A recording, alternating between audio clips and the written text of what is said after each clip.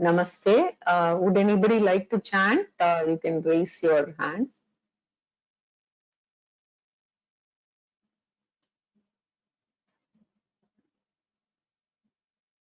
You're unmuted, sir. Gopala Venkateshwaran. You can go ahead. Namaste, Mahoday. Namaste. Can I start now? Yeah, please. Go ahead. Partaya pradipoditam bhagavata narayane swayam vyasena gratitam purana munina madhye mahabharatam advaitamritavarshinim bhagavatim ashtadashadhyayinim ambatva manusandadhami भगवद्गीते भवद्वेषिणी नमोऽस्तु ते व्यासविशालबुद्धे फुल्लारविन्दाय तपत्रनेत्र येन त्वया भारततैलपूर्णः प्रज्वालितो ज्ञानमयः प्रदीपः. Can you raise it, madam? Further. You can continue. Yeah. प्रपन्न पारिजाताय स्तोत्रवेत्रैकपाणये ज्ञानमुद्राय कृष्णाय गीतामृतदुहे नमः. सर्वोपनिषदो गावो दोग्धा गोपालनन्दनः पार्थो वत्सः सुधीर्भोक्ता दुग्धं गीतामृतं महत्. वसुदेवसुतं देवं कंसचाणूरमर्दनं देवकी परमानन्दं कृष्णं वन्दे जगद्गुरुं. भीष्मद्रोणतटा जयद्रथजला गान्धारनीलोत्पला शल्यग्राहवती कृपेण वहनी कर्णेन वेलाकुला अश्वत्थामविकर्णघोरमकरा दुर्योधनावर्तिनी सोत्तीर्णा खलु पाण्डवै रणनदी कैवर्तक केशवः. पाराशर्यवचः सरोजममलं गीतार्थगन्धोत्कटं ज्ञानाख्यायन खकेसरं हरिकथा संबोधनाबोधितं लोके सज्जन षड्वदैरहरः पेपीयमानं मुदा भूयात् भारत पंकजं कलिमलप्रध्वंसिनः यसे.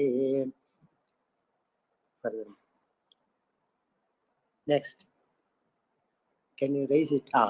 मूकं करोति वाचालं पंकं लंकयते गिरिं यत्कृपातमहं वन्दे परमानन्दमाधवं. यं ब्रह्मा वरुणेन्द्र रुद्रमरुतस्तुन्वन्ति दिव्यैस्तवैः वेदैः साङ्गपदक्रमोपनिषदैः गायन्ति यं सामगाः. ध्यानावस्थित तद्गतेन मनसा पश्यन्ति यं योगिनः यस्यान्तं न विदुःसुरासुरगणा. देवाय तस्मै नमः. देवाय तस्मै नमः. हरि ओम. धन्यवादः.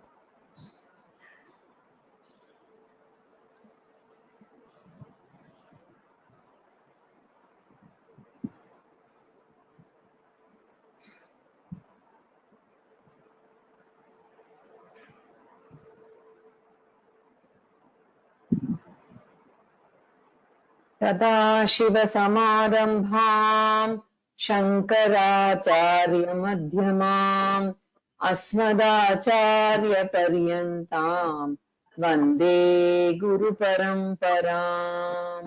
ॐ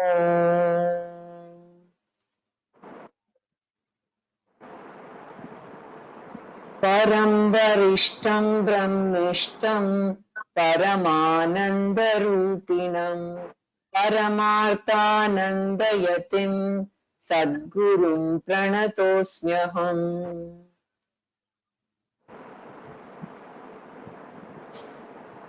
So we had completed verse 27 in the last class, and Lord Krishna was talking about the differences between Sakama Bhakti and Nishkama Bhakti.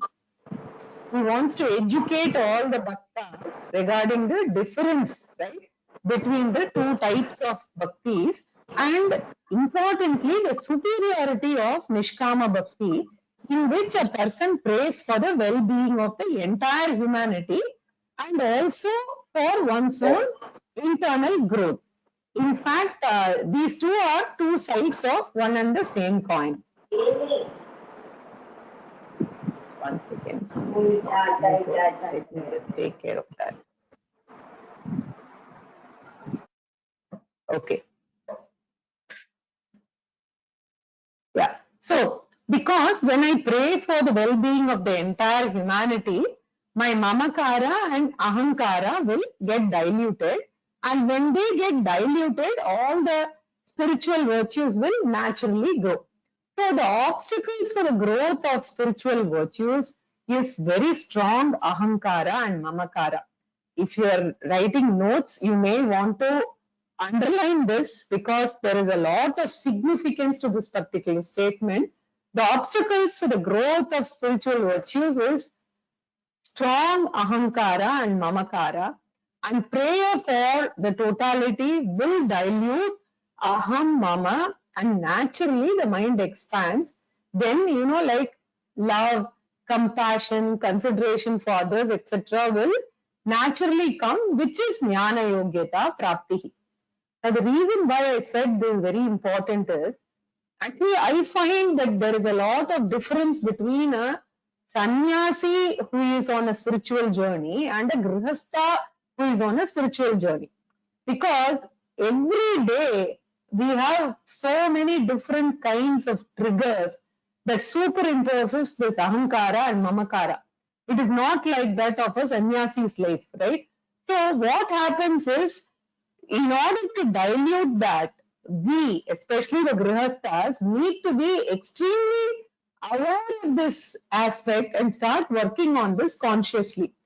So, if you notice, if you observe the Prakarana Granthas, that is the other Granthas that have been written based on, the original Vedas, like say, for example, if you take Naishkarmya Siddhi, which has been written by Sureshwaracharya, the Sringeri Acharya, the first Acharya after Shankaracharya, he has spent almost a chapter. It is in fact a very advanced Siddhi Grantha, we say. He has spent almost a chapter or so just dealing with this subject of ahankara. Ahankara removal and dilution itself is discussed so elaborately. Now, if you take somebody whom we'll all relate to better because a very recent, person in history, Ramana Maharishi, if you see in Saddarshanam, he has spoken so much about ahankara dilution as the only important factor, and which is attained through what? Which we know is ahankara dilution is attained through a systematic study of the scriptures under a live and competent jnani guru, right? So if you see, some of the very important Prakarana Granthas also have focused on the ahankara dilution and removal, and the more recent works, right, also have focused on that, which means that there are acharyas who have understood that this may pose a significant challenge in the spiritual journey of a person, right? So therefore, that is the topic that we are discussing now, and that particular ahankara dilution can happen in many ways, right?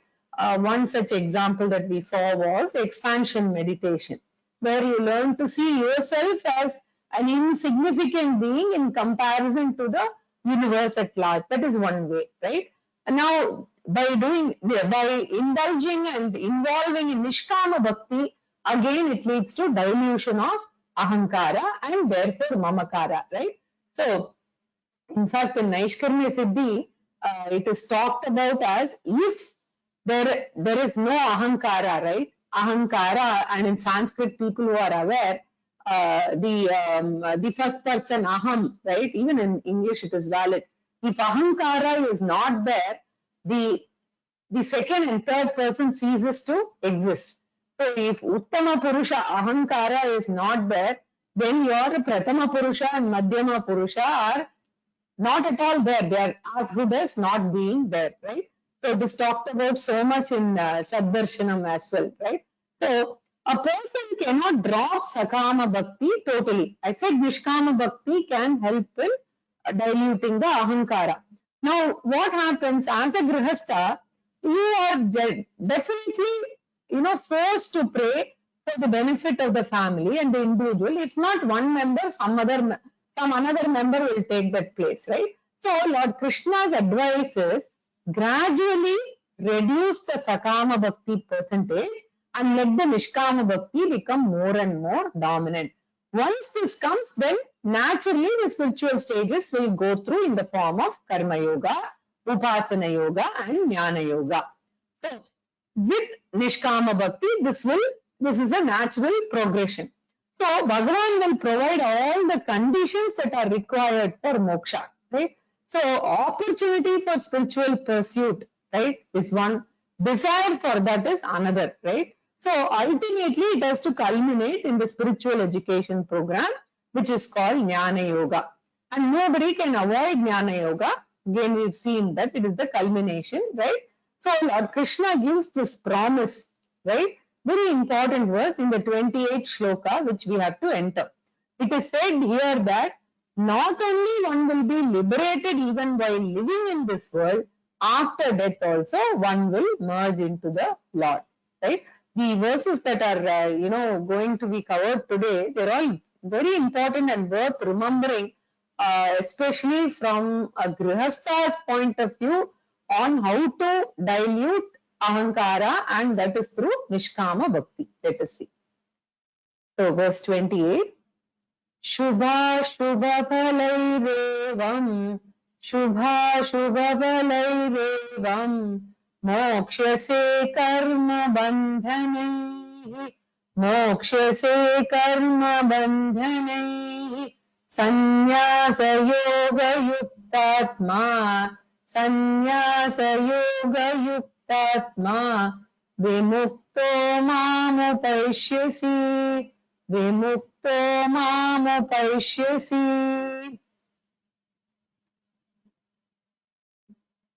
Oh, somebody has said there is no audio. Do the others have this problem?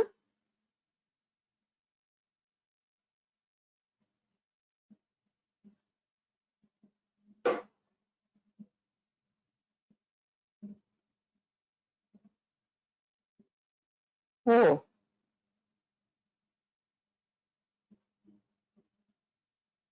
Oh, some people can hear. So I guess you have to switch off and switch back. Okay, thank you. Okay. So what is the result of Nishkama Bhakti, otherwise known as Karma Yoga? Remember that Nishkama Bhakti is Karma Yoga, right? Even though some people refer to Bhakti Yoga as a separate yoga, you might remember right from the time I introduced these terms in Introduction to Vedanta, we said Bhakti Yoga is not a separate yoga, which is different from Karma Yoga, right? So, Bhakti Yoga runs in and through Karma Yoga, Upasana Yoga, as well as Jnana Yoga, right? So, it is Karma Yoga, is also Bhakti Yoga, is also Nishkama Bhakti. They're all referring to the same thing only, right? So, Lord Krishna says, Evam, by following this Karma Yoga, Sannyasa Yoga Yuktatma. and a karma yogi will get the following result. So Lord Krishna gives a special title to the karma yogi or Nishkama Bhakta. The title is Sannyasa Yoga Yuktatma, one whose mind is dedicated to sannyasa and yoga. So what do we mean by that? The word yoga generally means any discipline practiced for spiritual growth. Right? With respect to Vedanta and Gita, this is what it means, right? So when the spiritual growth is the motive, whatever you do will be called yoga. So if it is karma yoga, if it is karma that we are doing, it will be karma yoga. If it is meditation, it is upasana yoga. If it is the knowledge, study of scriptures, it will be jnana yoga. So the word yoga is added just to show that the motive is spiritual growth. So this Nishkama Puja is called yoga because it is meant for what? Jnana Vairagya Siddhyartham, Moksha Siddhyartham. That is why it is called Nishkama. Right? It is called Sannyasa. Why? Because at the time of Nishkama Puja, he is renouncing what? All the materialistic prayers. All the selfish prayers that one would do for oneself, for one's family, for possessions, professions, that he is avoiding, right? He is giving up. So at the time of Nishkama Bhakti, there is no family-centric demand, this, give me that, etc. So in Nishkama Puja, all the worldly desires are relinquished and consciously Ahankara-centric prayers are not there. Mamakara-centric prayers are not there. So Sarve Bhavantu Sukhinaha prayer is there. Therefore, it is called Sannyasa. Here, Sannyasa does not mean monasticism. No. Here, Sannyasa means renunciation of materialistic desires. So, during this particular puja, Yukta endowed with two attitudes, Sannyasa and Yoga attitude, Vimukto Bhavati. He will get liberated ultimately, right? Always we must remember, whenever Krishna says he will get liberated, it is Karma Yoga and then Upasana Yoga for the refinement of the mind, and then Jnana Yoga. It is not directly from Karma Yoga to liberation. We must always remember that, right? So, what happens with Karma Yoga is he gets desire for spiritual knowledge, which is called Jignasa, and that is why we call that Bhakta also Jignasa Bhakta, right? So, in fact, Brahma Sutra starts with the first sutra this way, Atato Brahma Jignasa, right? Which means now that he has attained Sadhana Chatushtaya Sampatti, or he is Sadhana Chatushtaya Sampannaha, right? Therefore, he now goes after Brahma Jnanam, right? That is how Brahma Sutra starts, right? So, desire to study the scriptures is not easily attainable. This desire will come through what? Through Nishkama Bhakti, right? So, in Brihadaranyaka Upanishad, it is said, Tamitam Vedana Vachanena Brahmana Vividishanti Yajnena Danena Tapasa Nashakena Itameva Viditva Munirbhavati. 4.4.22 of Brihadaranyaka Upanishad. By a religious life, a person gets desire for Vedantic study. Very important. The reason why this becomes important is that we as Grihasthas, we will be in different stages of this journey. One need not feel bad if they are in the stage of journey where they are religious, but they are more focused on Sakama Bhakti. Slowly and gradually, now that we are exposed to this teaching, we start directing ourselves and controlling our mind slowly and directing it in such a way that we have more Nishkama Bhakti, right? And automatically this will take us on this path, right? So, through a religious life, a person gets a desire for Vedantic study, and desire alone is not enough. Second important benefit is opportunity to study the scriptures. Many people, go from guru to guru hunting because they are not happy with the teaching, right? It happens. So, not only will the desire come, but the opportunity to study will also come, right? For instance, in the neighborhood itself, the Gita class may be going on, but we may not be aware. So, both these, through Ishvara's grace, we get this, right? Desire as well as opportunity for Jnana Yoga, which is Shravana Manana Nididhyasanam, right? So, through Jnana Yoga, Vimukto Bhavati, right? So then this karma yogi will get freedom from what? Karma bandhanaihi. All the shackles of punya papa karma, right? Now, if you see, karma means punyam and papam, and if you remember the introduction to Vedanta, they are of three kinds: sanchita, agami, and prarabdha punya papaihi. Today, I'm not, trying to, discuss this because I will spend another 10 minutes on this topic. But we must remember that there are three types of punya papam: sanchita, agami, and prarabdha punya papaihi.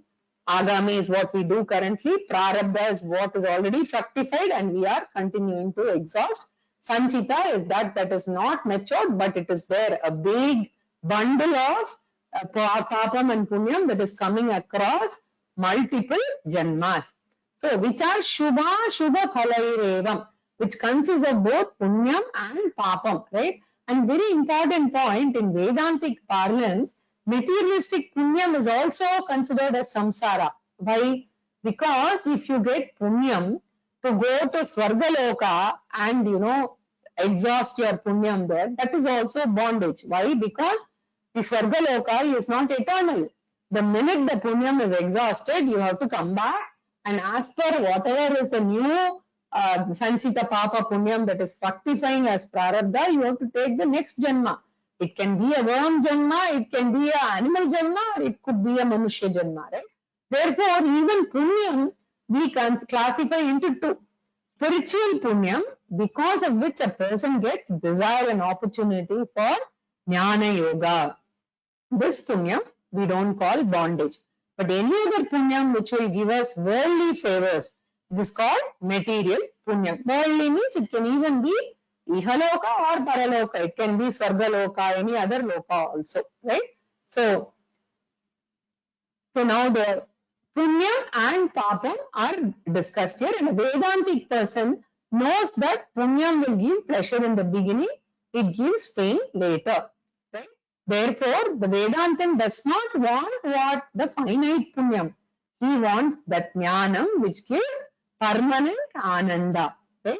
Therefore, this person is freed from all the punyam and papam, which are bondages, shackles, right? Mokshase. You will be liberated. Hey Arjuna, having been freed from that, mamupaishyasi, you will attain me, that is the paraprakriti, the higher nature which is located everywhere, which is sarvagataha, which is within myself also, right? So in this manner, you will be freed from all the bonds of action which causes punyam and papam, and with a mind devoted to sannyasa and yoga, you will be liberated and will attain me after death. Basically, this is talking about Jivan Mukti while living and Videha Mukti after death.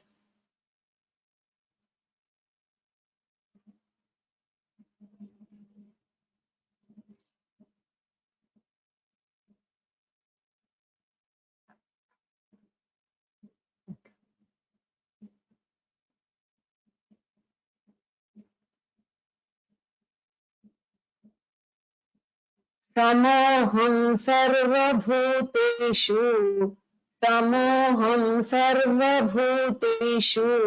न मे द्वेष्योऽस्ति न प्रियः ये भजन्ति तु मां भक्त्या मयि ते तेषु चाप्यहम् This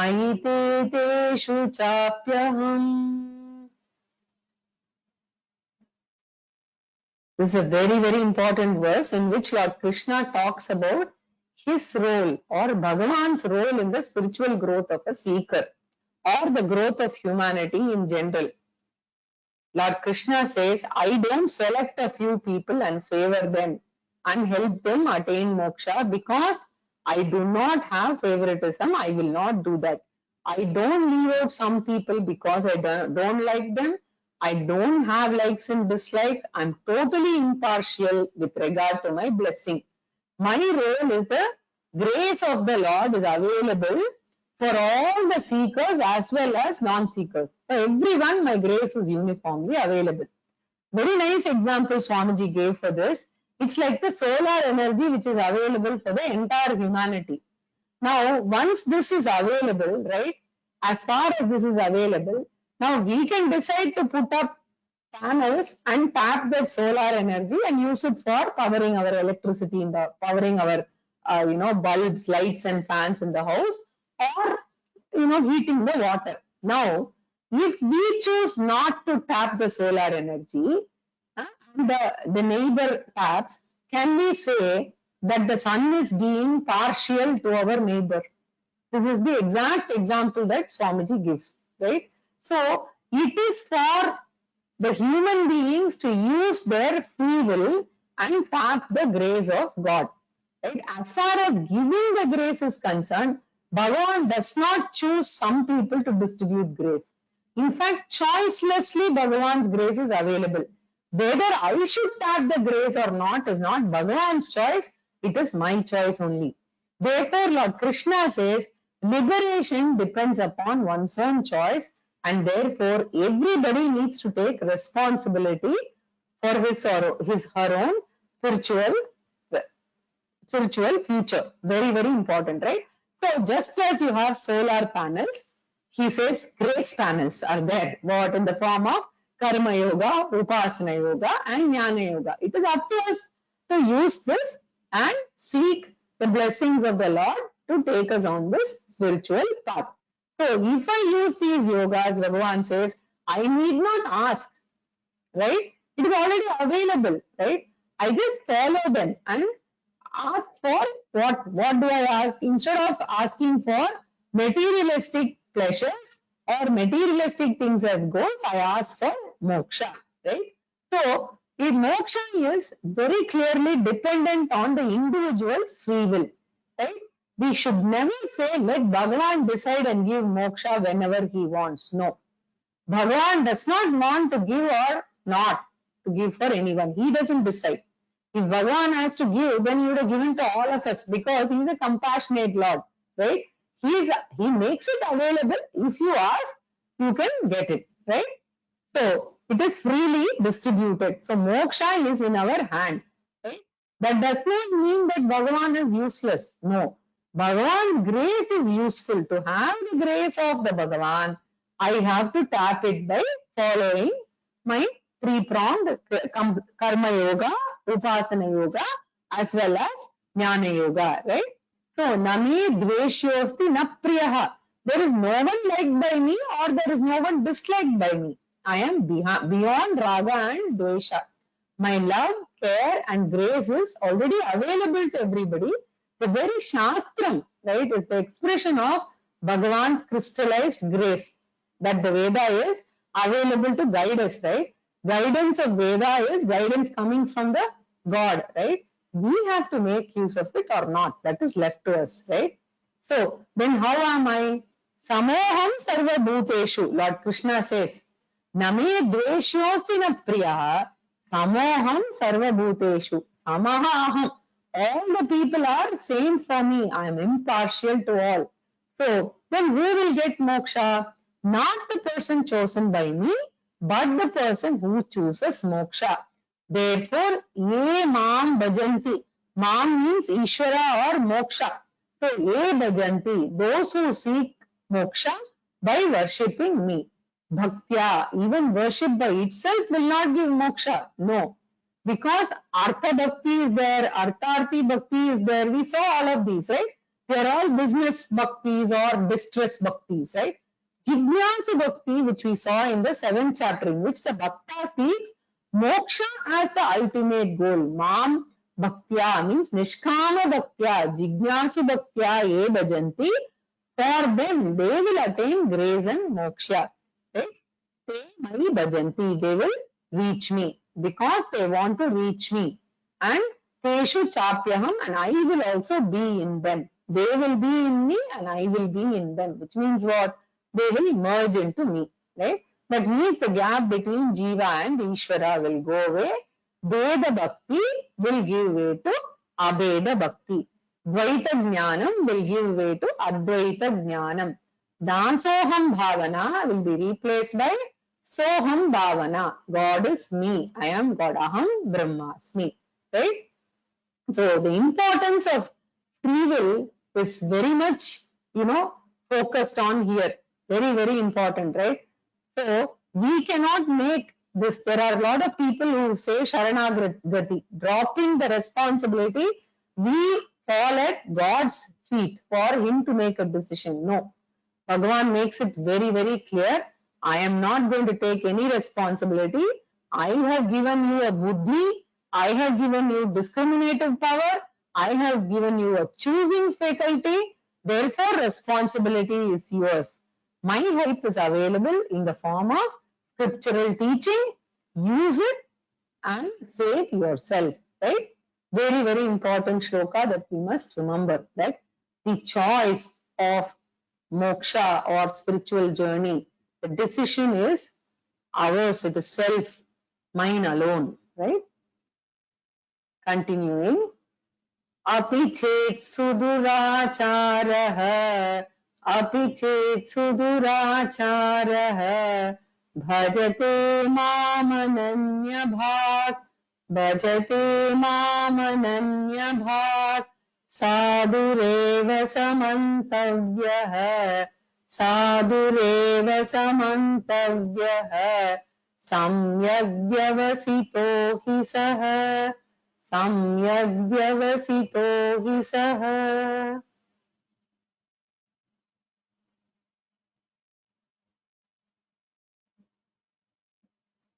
So now once Bhagavan hands over the responsibility to ourselves, we have to take charge of the future. So our spiritual future, and we have to work hard.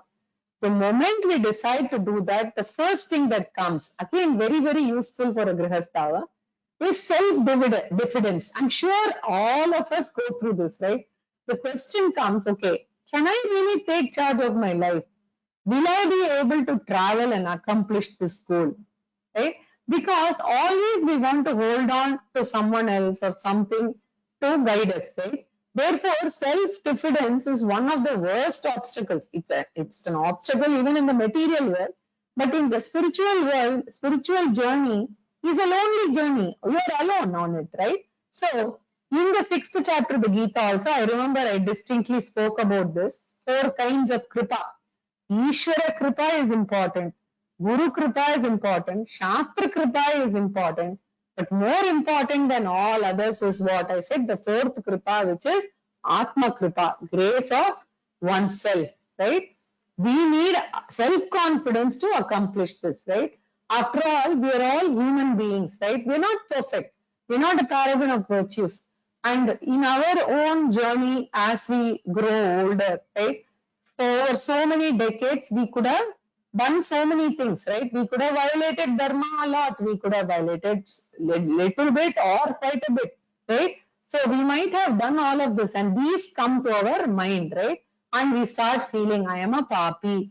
I've done many unethical acts. Therefore, will I be fit for spiritual growth? The doubt will come, right? So Lord Krishna gives an assurance to all types of people. Very, very reassuring. Huh? Even the worst sinner has a possibility for spiritual growth. Only he has to take a decision to turn over a new leaf. So a decision taking is important. Bhagavan says you may make a decision that I am going to change the pattern of my life and start the bhakti way of life. This decision, therefore, Lord Krishna assures, right, everyone, if you take this decision, don't worry about your past. Forget and decide to lead a dharmic life hereafter. The moment you make the decision, Bhagavan's grace will favor you. Therefore, this is also a very, very important verse for people who have this self-diffidence, and most of us have this at some point in time in our life, right? Sudura charopi. Even if a person is the most adharmic person due to his passion or kama, right? We saw this. Kama esha, krodha esha, rajoguna samudbhavaha, right? Mahashano, Mahapapma. We saw Kama Krodha alone, right? If you see in the newspaper, we have so many issues reported every day, right? You see, they are all either because of Kama or Krodha only. So therefore, Lord Krishna says, Suduracharaha api. Even if you are a person of maximum adharma, Ananya bhak mam bhajate.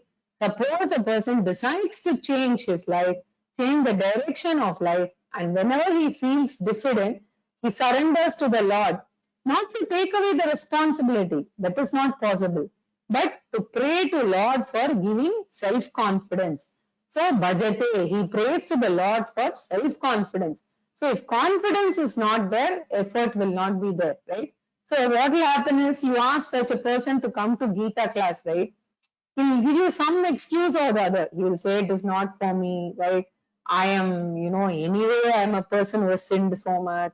It's okay, I don't want to come. Or he'll say, oh, it's a post-retirement thing. Now I'm very preoccupied, something or the other, right? So therefore, Lord Krishna says, Mam bhajate, if a person comes to me and worships me and seeks self-confidence, you remember this fifth shloka in the sixth chapter, worth getting by heart, which even in corporate life, I remember I used to quote a lot.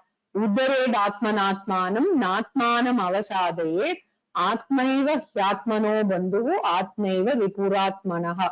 Right? Never pull down yourself, never degrade yourself. This is a shloka focusing on self-confidence, right? Superiority complex can be a problem, but inferiority complex can be a worse problem. Therefore, this is for giving up inferiority complex and start taking the God's Ishvara's grace as my support. The moment the decision is made, it is called sankalpa, right? Auto suggestion. So the moment a person makes the decision, Lord Krishna says he is a holy person, even though he has been committing unholy activities, non-ethical activities, etc., unethical activities. The very decision makes him a holy person. Sadhureva samantavyaha. He does not know anything, right? So he is okay, right? He has taken the right decision. Samyak vyavasito hi saha, right? So after taking a vow, this person, it's quite possible that he slips. This again, in the case of a grihastha, very difficult because you are constantly interacting with the pancha anatma, body, mind, family, possessions, profession, right? You are constantly interacting with all of them. Therefore, there is a chance of slipping all the time. It is not possible. And I'm telling you from my own personal experience that this can happen in your journey, right? But most importantly, how soon are you able to rebound from this and go back to your spiritual journey? That is what is important. And then you use the sankalpa, the strength, right, to pray to God and ask Him to give you that self-confidence and move on, right? So Krishna himself knows this, and that is why in Gita he is addressing the Grihastha. So he is talking about this, right? You will make a comeback and you can pursue like a rubber ball, like Swamiji says, and not a wet clay which gets stuck, right? So you could slip, but you can come back immediately, right? So Vyavasito means he has taken a resolve. He is a person of firm resolve, right? And that is why in chapter 2, Krishna talked about a person who has a Vyavasayatmika Buddhihi. He has a firm resolve, so he can come back to it, right? Whenever there is a chance for, when you face problems and issues, remember this word and then pray to Lord Krishna for self-confidence and move on, right? Shipram bhavati dharmatma, Shipram bhavati dharmatma, Shashvanchantim nigacchati, Shashvanchantim nigacchati, Kaunteya pratijanihi, Kaunteya pratijanihi, Name bhakta pranashyati, Name bhakta pranashyati. So even though Lord Krishna is encouraging the humanity, Lord Krishna is aware of the fact that self-diffidence and self-doubt are too powerful in many people, right? Even if we are a little bit confident, often what happens? The family members say, oh, see, you say you are attending Gita class, etc., but you lost your temper, or you are so scared, or you showed some other kind of characteristic, right? It happens. Now, if everybody is a Gita student in the family, then we know that we are not supposed to pass judgment on each other. But still others can keep telling you this, right? And even when we bring up children, what happens? When the child gets 95% marks, instead of telling the child great, right? We always egg the child to get that extra 5%. Why? Because we feel that the child might become arrogant or the child may not put in that extra effort, right? So it's a natural tendency, right? So self-doubt itself in our cases when we are on a spiritual journey can become a powerful obstacle, right? But here what Krishna is giving a guarantee card, literally, right? Arjuna, don't doubt yourself. I am giving you this promise that you start, you will succeed. Right? Otherwise, what will happen? You can argue with Bhagavan, right? You don't know, you're only telling nice words, right? But really, I cannot do that, etc. Right? So therefore, Lord Krishna says, Shipram Bhavati Dharmatma Arjuna, you please note, right? Through Arjuna, Lord Krishna is addressing the entire humanity. Never doubt yourself, right? Self-doubt is the worst obstacle, not only in the spiritual field, even in the material field, right? In 4th chapter, we saw Samshayatma Vinashyati, a doubting person will perish spiritually and also materially. So you need not be arrogant, but never have inferiority complex. Therefore, Lord Krishna promises Shipram, soon, Bhavati Dharmatma, you make a decision, the growth will take place very fast. They will say, right, normally what happens, Swamiji, they'll go to Swamiji and say, I require several janmas for getting moksha, etc. Right? Many students are very, very sure, he says Swamiji. Swamiji must be having a lot of experience speaking to a lot of people, right? He says many students are sure about one thing. In this janma, we will not get moksha. Right? Even if Bhagavan is ready to promise, they'll say, you don't know Swamiji. We can definitely go on the spiritual journey, but we will not get moksha in this janma, right? So Lord Krishna says, Shipram Bhavati Dharmatma. You will gradually develop all healthy values which are enumerated. We are going to see this in detail in the 13th chapter and the 16th chapter. Devi Sampat, Amanitvam, Adambitvam, all the virtues will come, right? So Lord Krishna is literally pleading, right? Poor Lord Krishna, he doesn't have to do this, right? But he is helpless in front of people who have self-doubt. So he is feeling helpless in front of these kind of students, and therefore he's addressing Arjuna, who's not got up, remember, he's just sitting in the battlefield, right? So therefore Lord Krishna is pleading, saying he will become Jnana Yogyaha, Sadhana Chatushtaya Sampannaha very soon. Not only that, Shashvat Chantim Nigacchati. Shashvat Chantim means moksha. Such a bhakta will definitely attain moksha, which is lasting peace. So Arjuna, you may doubt yourself, but don't doubt me, the Lord. What I am saying is true. I am giving you this guarantee card.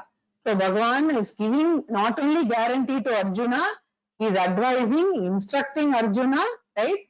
And also he is saying, please pass on this message to everyone, each one of them across the world.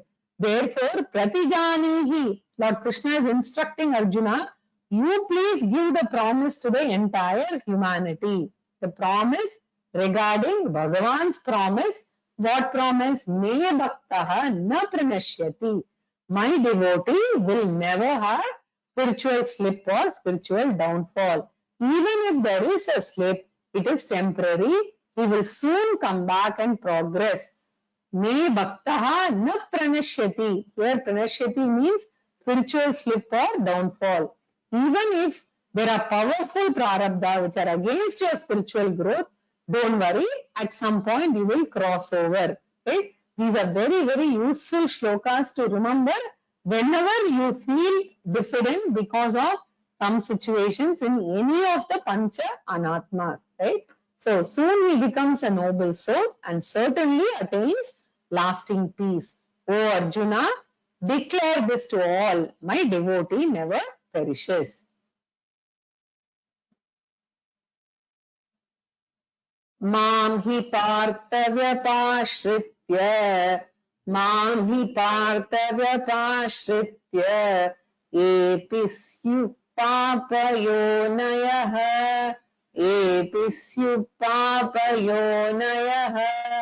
स्त्रियो वैश्यास्तथा शूद्राः स्त्रियो वैश्यास्तथा शूद्राः तेऽपि यान्ति परां गतिम् तेऽपि यान्ति परां गतिम्.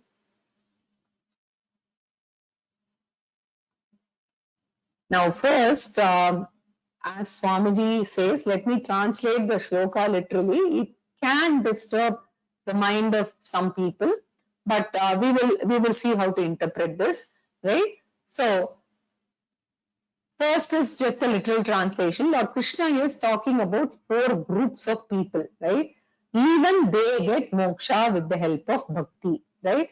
He talks about 4 groups, right? And says that even they can get. First one is Papa Yonayaha, people of sinful birth, right? This is just the literal translation. Very soon I'll give you the explanation that Swamiji gave, very beautiful explanation. People of sinful birth and Striyo, right? Stri is women, Vaishyaha means Vaishyaha, Shudraha means Shudraha. Even these people can get moksha through Bhagavan's grace or through bhakti. Here, Lord Krishna enumerates 4 groups. The first group of people of sinful birth, along with that group, Lord mentions Striya and then Vaishya and Shudra. Naturally, what will we feel? All these people are listed along with the people of sinful birth. Therefore, it looks like as though Lord Krishna is downgrading these 4 groups of people as inferior or sinful. Therefore, we should understand this has got nothing to do with casteism, which is very disturbing, right? He's not talking about caste or gender here, but Lord Krishna is talking about 4 types of mindsets. Which mindset is possible for any human being? He is not talking about Vaishya as a caste, Shudra as a caste, Papa Yonayaha as a type of birth, nor he is talking about women as a gender, right? Because moksha does not depend upon the type of body, right? Moksha, we know that it doesn't depend upon the type of body, right? Moksha depends upon what? The type of mind. Because jnanam takes place in the body or the mind, in the mind, right? Jnanam takes place in the mind only. Therefore, to understand these 4 groups of people, right, they can have 4 types of obstacles. This refers to 4 types of mental obstacles, not caste or gender. So, people of sinful birth is the first group. What happens to them? It talks about disadvantaged families. A person born in a family where spirituality is not valued. Spirituality is not encouraged. Often spirituality is discouraged. In some families, when children are interested in Gita classes, parents will forbid them to go, right? They will say, don't go now, right? Don't get caught with any sannyasi, Swamiji, etc., right? Sometimes the youngsters are interested, parents discourage, right? So, Papa Yonini means a family which does not encourage spirituality or discourages spirituality. For the children to get out of that atmosphere and come into spirituality becomes very, very difficult, right? So, what is the example that we have in the Puranas? Very, very important. We have these examples in the Puranas itself. Prahlada is the example. Hiranyakashipu, right? He was such a materialistic person. He got his name because he used a gold cot even to sleep, indicating what? Fully materialistic in nature. Prahlada could break that influence in spite of all the obstacles, right? And he succeeded. So, Papa Yoni means one who is in a spiritually challenged family, if we may use that term, right? So, spiritually challenged family, setup or environment, right? Even they can come out of it. Now, take the mindset which refers to Stri. Now, what is being referred to here is generally women tend to be more attached, right? And they're caught, at least till now. Now things are changing, right? But the role of the women were more in the family and attachment, etc.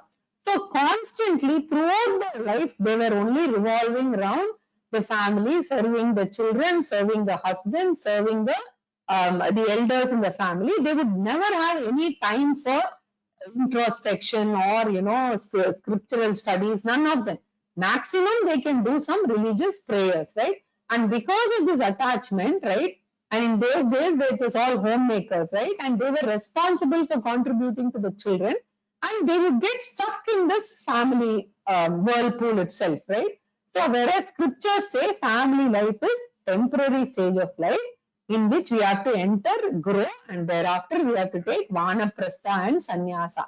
So the word vanaprastha and sannyasa means what? Growing out of family obsession, attachment, right? We have to raise above them, right? And we have to first complete our responsibilities, but we have to sometime hand over to Bhagavan and start working for our own spiritual growth. All the time thinking of children, grandchildren can be a serious obstacle, right? And for women, for females, it can be stronger because connection with children is biological, and so it can be even worse, right? So that is what is being referred to here, the emotional attachment mindset, right? So nowadays, in fact, Swamiji says, if children become independent and are able to do their own work and they don't want your help, you take it as a natural vanaprastha, which is a blessing in disguise, and move on in your spiritual journey, right? So here, if the mind is stuck in the family, that mindset is what is indicated, right? So the three mindset can even refer to a male who is overly attached, right? That can be an obstacle, right? So that does not mean we should, neglect the family. Here we are talking about getting stuck beyond what is normally required, right? So then here Vaishya refers to a mindset which is given to possessions too much getting, involved with investment, share market, right? Gold, wealth, house, real estates. So that is going to occupy your time all the time, especially in the surroundings, that situations that we are in now. If you start thinking about it too much, you will be stuck only in that, right? So that is the mindset that is being talked about in terms of Vaishya mindset. And then, of course, that is holding more and more wealth, etc., right? So all the time the Rajoguna is working. And so, as Swamiji often quotes, na karmana, na prajaya, na dhanena, tyage, right? Only through the sannyasa or tyagam of all these can you get to jnanam, right? And possessions are going to be a serious obstacle because it is a rajasic mindset. Now, in contrast to that, the fourth mindset which is talked about is the tamasic mindset, refusing to work hard, lazy going, not willing to put forth any effort. So the idle mind or tamasic mind, if you remember introduction to Vedanta, we talked about guna-based vibhaga. So you must connect it back with that, right? This is guna vaishya and now this is guna shudra, which is the idle mind or tamasic mind, right? So these are the four disadvantaged groups that Lord Krishna is talking about, and Lord Krishna says even they can get over their obstacles if they start praying to God, right? Lord removes all these obstacles and it will work. Therefore, he says, Tepi yanti param gatim. They can attain moksha. How? Mam hi partha vyapashritya. By taking shelter, support from me, shelter in me, support from me, they can attain. So, very important to note the interpretation of this shloka, right? And I remember Swamiji saying that there is a very, very nice verse written by, I think, Kalidasa, right? Puranamityeva na sadhu sarvam na chapi kavyam navamityavadyam santap parikshan yatarabd bhajante mudha parapratyayaneya buddhihi. What it says here is, Kalidasa says, all that is old is not gold, nor is poetry bad because it is new, good or bad is decided by wise men and only by first-hand scrutiny, right? We can decide on this. So it is very important that the Swamijis and our gurus interpret the shloka and make sure that it is in line with the moving or changing society. So very, very critical that we must refer to this as mindsets, right? Very important.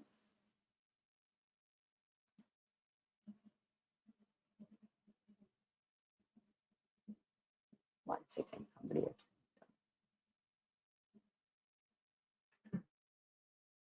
Okay. Kim punarbrahmana punyaha, kim punarbrahmana punyaha, bhakta rajarshayasthatha, bhakta rajarshayasthatha, anityamasukham lokam, anityamasukham lokam, imam prapya bhajasva mam, imam prapya bhajasva mam. Now, if these four disadvantaged groups of humanity can attain moksha through bhakti, what to talk of these groups which don't have these disadvantages? So, they have got purva janma punyam. Therefore, they are sattvic people and working hard for attaining moksha.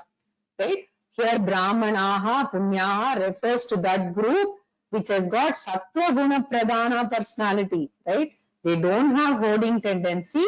They are guna brahmana. Once they get more, they like to share through pancha mahayajna. Therefore, they are holy brahmana, guna brahmana, sattvic people without selfishness, with sharing mentality.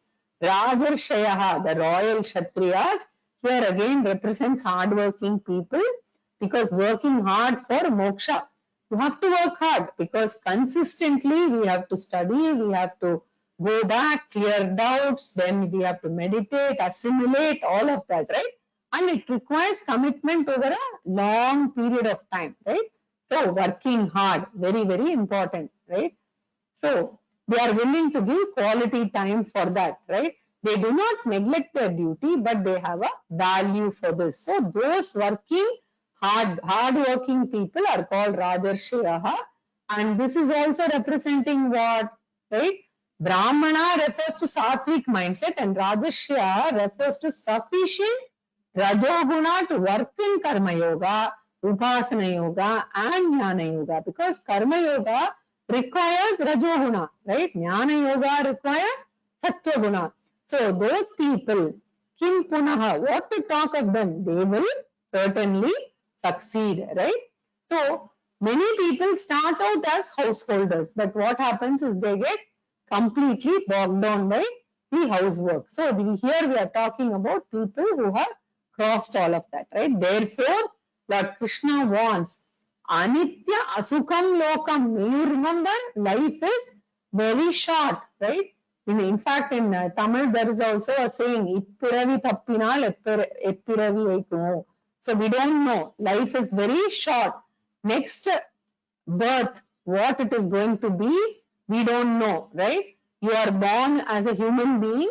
You are born in a culture where spirituality is still alive. Remember, lokam is anityam. Lokam here means human birth or human body or world is only for a limited period of time. In that initial few years, anyway, I am incapacitated. I can't do anything. The number of productive years is limited, right? And there is also asukam during that time. We have painful, disturbing situations also. Therefore, imam anityam asukam lokam prapya, having attained a human life which is limited and full of obstacle, mam bhajasva. Don't postpone your sadhana. Don't look for excuses, right? Let the situation of what we are facing, lockdown or whatever it is, even that, let it not stop us. Let us not say, oh, let that be over, then I will start Gita classes, etc. It doesn't work that way, right? Don't postpone. Whatever good intentions you have, implement right away. Mam bhajasva. So Lord Krishna concludes this chapter in the next verse. Manmana bhava madbhaktah, Manmana bhava madbhaktah, Madhyaji mam namaskuru, Madhyaji mam namaskuru, Mami vaishyasi yuktvaevam, Mami vaishyasi yuktvaevam, Atmanam matparayanah, Atmanam matparayanah. Now, once you have decided what should you do, Lord Krishna gives a 5-point program for all those people who want to start a spiritual life. So I've listed them in the next slide. So it will be very useful for you to take a printout and keep of that. The first word, Mad Bhaktaha, means may you become my devotee. Just having a rough idea of God, the real nature of God one may not know, but the simple nature of God, Bhagavan as Jagat Karanam, the cause of the universe, right? That is fine. Choose any particular form, Ishta Devata, right? And start. May you become my devotee, right? Whenever problem comes also, you can come, it's okay. It could be Artha Bhakti, be Artharthi Bhakti, that Artharthi Bhakti, it is fine. Gradually, Matparayanaha, worship the Lord for attaining the Lord himself. That is, Lord Ishvara as the goal in itself, right? So, Matparayanaha Bhava, second stage, right? The third stage is what? Manmana Bhava. May you remember this goal all the time when you are involved in worldly activities, because every householder has so many duties, especially here, right? We look at a householder has not only a Vedic society responsibility, a family responsibility, right? Profession, right? So many things, right? So once you look at yourself as a family person, duties are there. Fulfill your duties, right? But remember me as your goal in and through all these activities all the time. Manmana Bhava. This is the third point. The fourth one is Madhyaji Bhava. May you start worshipping me through Karma Yoga and Upasana Yoga, which will qualify you for Jnanam through Karma Yoga and Upasana Yoga. So worship me through Nishkama Bhakti, Pancha Mahayajna. Remember that, right? Madhyaji Bhava. Even worldly activities you convert into worship. This is the fourth point. The fifth and most important point to remember is, however much you work hard, grace of God is equally important.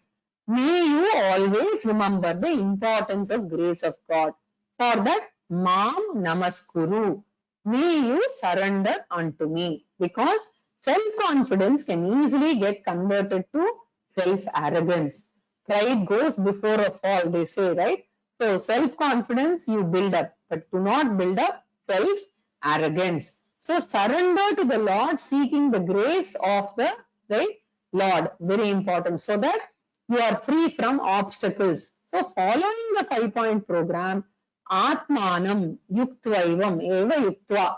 Okay, Atmanam Yuktvaivam means Eva Yuktva. Therefore, Yuktva, thus focusing your mind in this manner, Evam. Here Atmanam means mind, Yuktva means converging, focusing your mind, focusing in this manner, Mame Vaishyasi. You will certainly reach me, the moksha, which is the self, right? So with this, Lord Krishna concludes the 9th chapter, right? So the 5-point program is listed here. Om Tat Sat, Om Tat Sat, Iti Srimad Bhagavad Gitasu, Iti Srimad Bhagavad Gitasu, Upanishatsu, Upanishatsu, Brahma Vidyayam, Brahma Vidyayam, Yoga Shastre, Yoga Shastre, Shri Krishna Arjuna Samvade, Shri Krishna Arjuna Samvade, Rajavidya Rajaguhya Yogo Nama Navamodhyayah, Rajavidya Rajaguhya Yogo Nama Navamodhyayah. Purnamada Purnamidam Purnat Purnamudachyate Purnasya Purnamadaya Purnamevavashishyate. Om Shanti Shanti Shanti.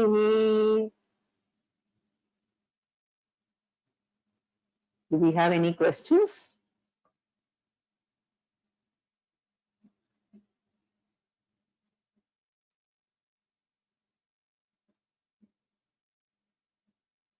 Yeah, there's someone here who's raised the hand. Mohana Valambe, go ahead. Namaskara. Namaste. Yeah. Okay. No, this is just a comment. I found this chapter so much easier and simpler. It's so much easy for me to understand. It just gives me instruction. Do this, do this, do this. This way I am very happy. And it gives Correct. me that if I don't learn any chapter, if I learn only this chapter, I think I'm done. See, this is a journey. So you will see that for different people, different chapters will appeal, and the same, there will be a totally different set of chapters that will appeal to you next year because you are on this journey and you're progressing. So it is not surprising. Very nice. Any other comments? Dhanyavada, dhanyavada. Dhanyavada. Anybody else?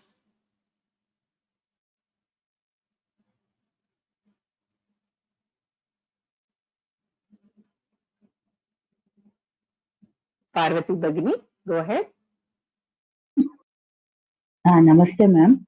Namaste. In the 6th chapter, we saw that Ekarupa Bhakti is important, and we learnt about the Shiva Manasa Puja for meditation and all. And here we learn in this chapter Aneka Rupa Bhakti and all. So Correct. meditation wise, which we can shift or any other form is there? Can you please tell, ma'am? Correct. Very, very important point.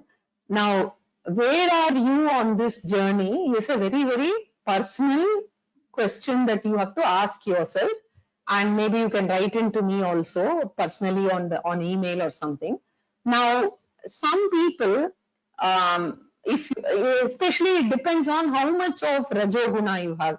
Earlier, I used to not believe in it, but if you're working in a corporate setup, you're running, or you have children and you're running, etc., the Rajoguna is very high. So in that case, what happens is we need to first do japa, parayanam, and then Shivamanasa puja, meditation, etc., before we even get to the higher order Aneka Ishvara meditation or into Nididhyasanam, etc.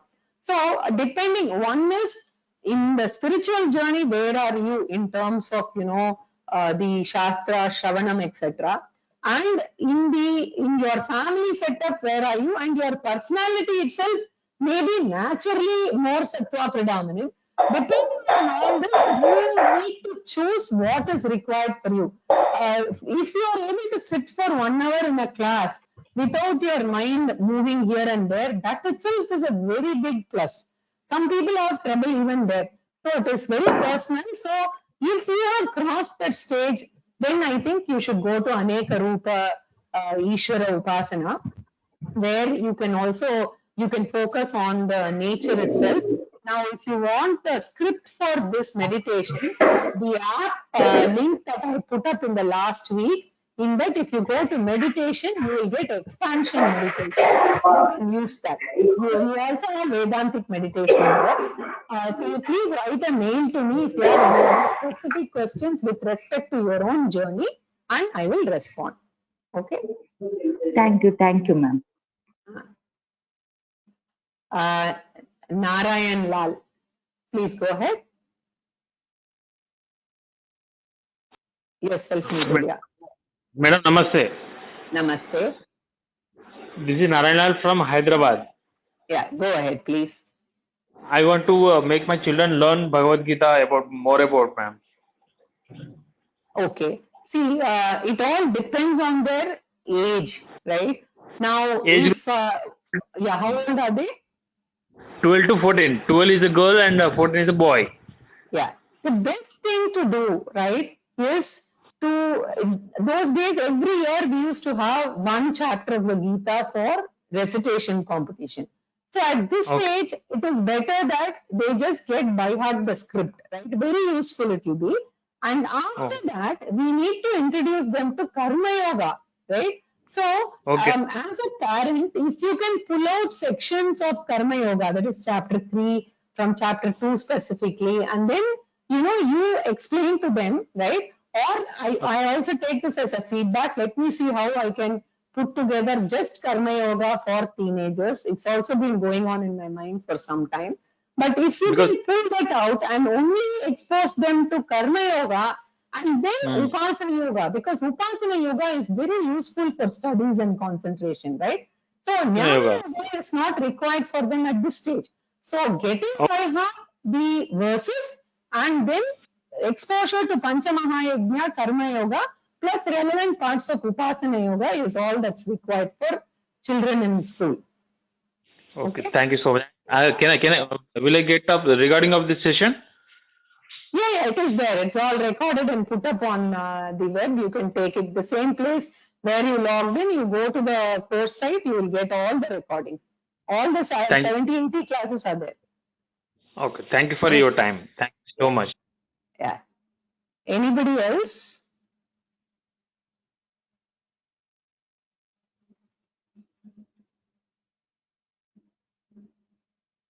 Okay, I think, let me just check if there are any other questions here. None. Okay.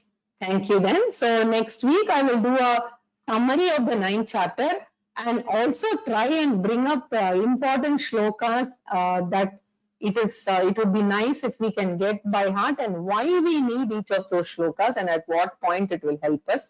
I'll try and cover that also depending on the time. Thank you. Dhanyavada. Oh, I think there was a question from Soumya. Go ahead, Soumya. I didn't see it. Please Hello. go ahead. Yeah, go ahead, Hello. Soumya. Soumya? You can hear me, madam? Yes, I can hear you. Yeah, namaste. Ah. I'd just like to know the app name that you mentioned in the previous lecture. Shastra Prakashika. You can Okay. see the link in my in the slides itself. Okay. Okay. Shastra Okay. Prakashika is the name. That is Swamiji's lectures. Okay. Okay. Okay, ma'am. Thank you, ma'am. Thank you. Okay then. Thank you.